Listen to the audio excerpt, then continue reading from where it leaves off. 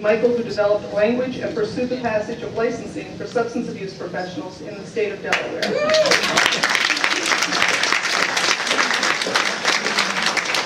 This endeavor required legislative action, which many of you know about and appreciate, which he worked on independently for much of the long-needed process.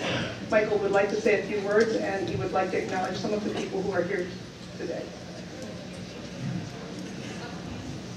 Thank you, Carol, and everyone in the division. I have to tell you that when I got the news that this award was being bestowed upon me, Carol called me, and I, for the first time in my career, was at a loss for words. So I figured that I better write down the words this time so that I don't forget them, because there's an awful lot to say. First and foremost, I didn't know Patrick Kelly, but I understand he was a phenomenal human being as well. But I did have some experience with Mario Pazzaglini. And to have my name on the same marquee as his is just truly humbling.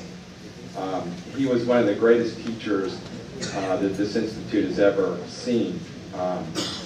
He could make anything sound interesting, including the biological effects of fluorescent lighting on human beings. You all remember that? Unbelievable. He was truly a dedicated teacher and really concerned with the next generation of counselors, which I have really tried to emulate as well. I've had many teachers and mentors throughout my time in this wonderful profession, so I'd like to recognize some of them here today. First and foremost, to all the clients that I've had a pleasure to work with in my career and those that will come in the future. You all have taught me incredible lessons of resiliency, creativity, and indomitable spirit in the face of overwhelming obstacles at times. Next, there was my very first boss in the addictions world, Gail Shupin. I'm sure some of you in here will remember Gail. She taught me the lesson that in order to help other people, I really got to help myself first. And I really thank her for that, because it's really tough work what we do. Russ Buskirk, my best friend and colleague. Russ taught me to think before I open my big mouth. Boy, did I need to learn that lesson. He also worked with me to help pass a licensure law for addictions professionals in the state of Delaware, which was a long and grueling process. John Dowling, my friend and colleague, another partner in crime in getting the licensure bill passed. John, you taught me how to laugh hard and often. I can't tell you how much I appreciate that.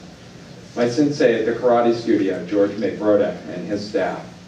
He made me believe in myself and understand that I can accomplish anything I put my mind to. My friend and colleague, Fran Anderson, that gave me the zeal to want to teach myself. If you've ever seen her workshop in sex abuse, I would highly recommend it. Helen McHugh, who's in the audience, my friend and DADAC board member. We spent countless hours making sure that we got the best teachers that we could possibly get for our profession. James Larks, my boss, taught me to remember that sometimes it's just business, it's not personal.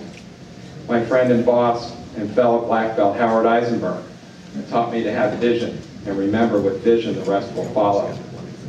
My colleague and friend S.J. Hart, who taught me to constantly challenge my thinking and practice in working with those who suffer from mental illness. More importantly, she motivated me to stand up and advocate for improving our mental health delivery system. My loving wife, Carmen, who always knows exactly what to say when things get stressful.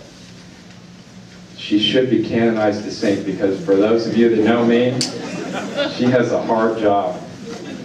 My dad, who's in the audience today, John Colvin, he taught me that everything has a place. Wow, you don't know how important that was. My mother, who's looking down from the heavens today, she taught me to value education and pursue higher learning.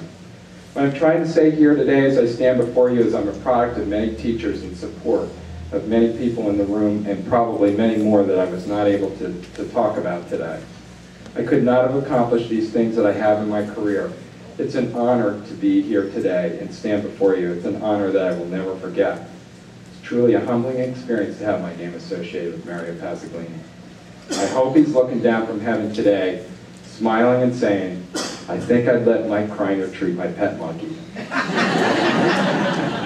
Thanks to the person or persons who submitted my name for this valuable award, and all of you that voted to recognize me. I'm truly honored. Thank you, and God bless you.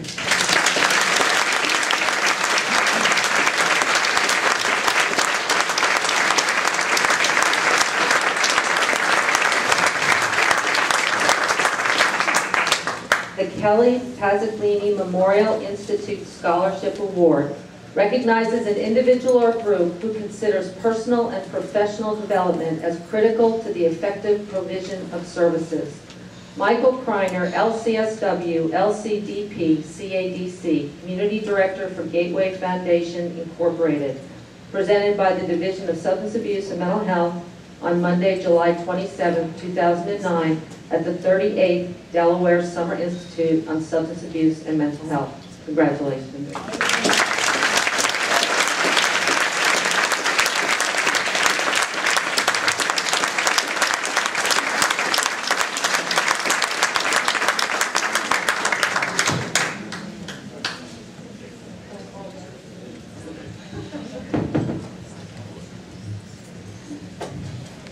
We also have some special theme awards to recognize persons and programs who, through partnership initiatives, have made significant contributions to help change our world of outcome-based service provision.